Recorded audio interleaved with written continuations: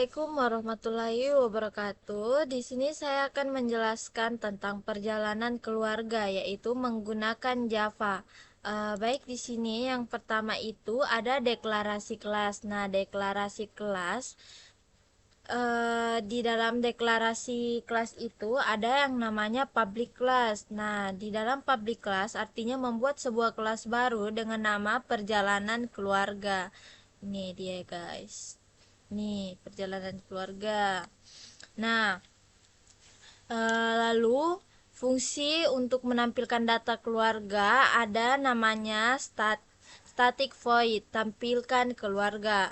Nah, di dalamnya ini adalah sebuah fungsi atau metode tanpa nilai balik atau void.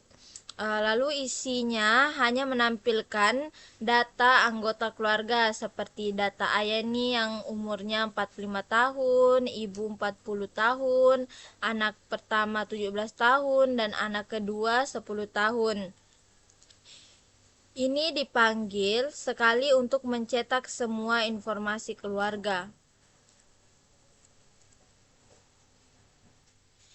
Nah, lalu yang kedua itu ada fungsi untuk menampilkan jadwal penerbangan. Nah, di dalamnya ini ada static void, tampilkan jadwal. Nah, di dalam static void atau tampilkan jadwal ini ada string tujuan. Nah, string tujuan ini bertuju pada perjalanan, contohnya seperti Jakarta atau Bali. Lalu ada string maskapai. Nah, string maskapai ini contohnya seperti maskapai A, maskapai B, maskapai C. Terus yang ketiga string keberangkatan. Ini menunjukkan jam keberangkatan. Lalu yang terakhir ada string pulang. String pulang ini menunjukkan kepada jam pulang. Jadi fungsi ini bisa digunakan berulang kali untuk kata yang berbeda tanpa harus menulis ulang print satu-satu.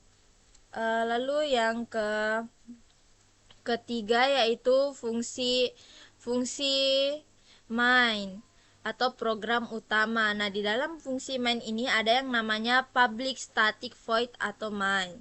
Nah, main adalah fungsi utama yang akan dijalankan pertama kali. Lalu di dalamnya itu ada tampilan keluarga. Nah, tampilan keluarga ini memanggil fungsi untuk menampilkan data keluarga, contohnya seperti ini. Seperti ini, guys. Contohnya nih, nah ini. Oke.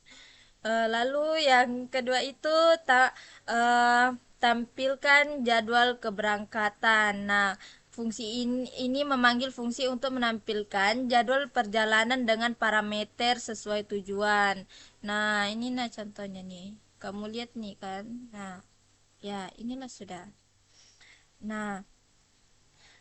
Nah guys, jadi intinya itu script ini menunjukkan cara fungsi di Java untuk memisahkan bagian-bagian program. Contohnya fungsi pertama itu untuk data keluarga seperti ini yang saya jelaskan di awal tadi.